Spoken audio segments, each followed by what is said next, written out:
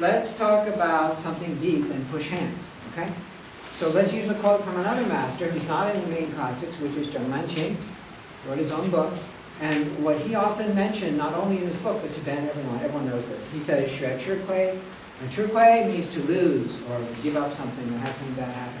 And 学 means to learn. So basically this is usually translated as invest in loss, okay? So a lot of people know this phrase from Zheng Manqing. And then people are either confused by it or dismissive of it, typically. Those who are confused by it are just helpless, right? You can't say no. But the ones who are dismissive in a respectful way. They're like, yeah, he said that. We should try to do that. Yes, we shouldn't try to kill each other when we push hands. That's all he's saying. No, it's much deeper than that. Again, just like the head thing, it's a technical point he's making. And here's where I thought I could try to use this concept. All right. So look, imagine that your level is basically here, okay? This is your push hand level. There's always going to be people better than you, right? Like there's going to be people better, way better than you. And then there's going to be people below your level. It doesn't matter what your level is. This is the truth. This is the truth. There's always going to be better. There's always going to be worse. Just no matter how great you get or how bad you are or anything else, there's going to be all these different things happening, okay? So this is you, and this is the people that you're better. And these are the people that are way better than you. Now, well, there's different ways to understand this invest in loss. One way to think of it is, well, I should just always lose, I should just act like such a martyr and a saint and so pure. And there are people like that, and when you push with them, no matter what you do, even if you don't really try to push them, they kind of like, oh, yeah, okay, you're that kind of person. I understand. All right. And so, you get into this game of he's more holy than you, he's more of a martyr than you, because he can lose more than you.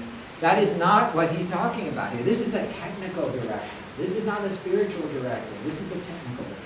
And what does it mean? It means that if you just stay like that, you're not learning anything. See?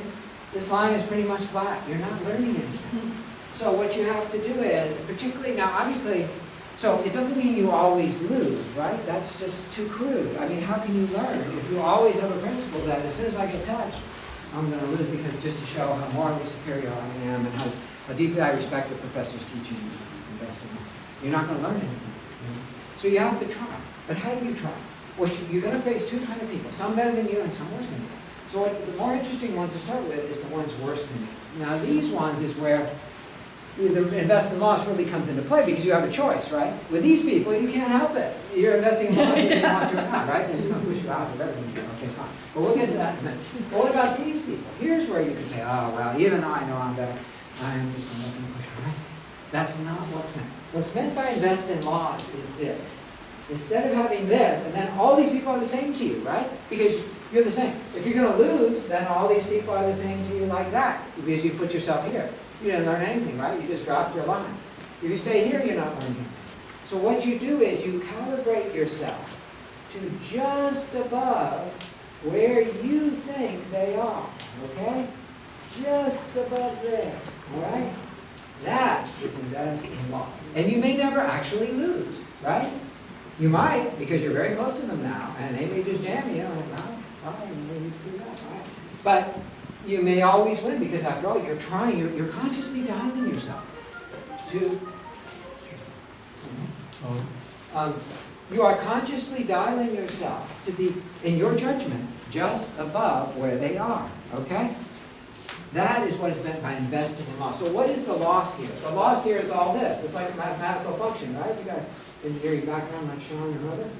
This is your loss, right? There it is. That's the loss. But you may never have actually lost the match. This is the loss he's talking about. Not necessarily losing the match, although you might, right? Because if you put yourself that close to someone, especially someone who's got some skill, we're joking. Yeah, like we did, right? So today I just put myself right where, and then you surprised me. You went a little above that line. So I'm like, cool. So you just draw the line one tick higher, okay?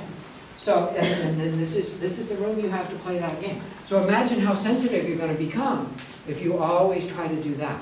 The master of doing this is Lindsay Williams, who's my senior Shixiong, we call it in Chinese. He can dial himself to just this line here, right?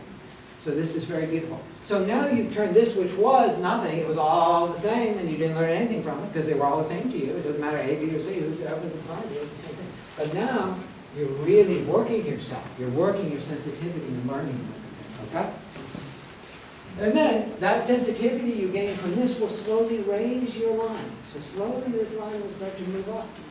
You'll have more room to play. You'll have all this room will begin to expand. The more room you have, the more time you have. That's basic physics, right? Okay, so any questions about that? I wanted to explain what is really meant by invest in loss, okay? It's deeper than people think.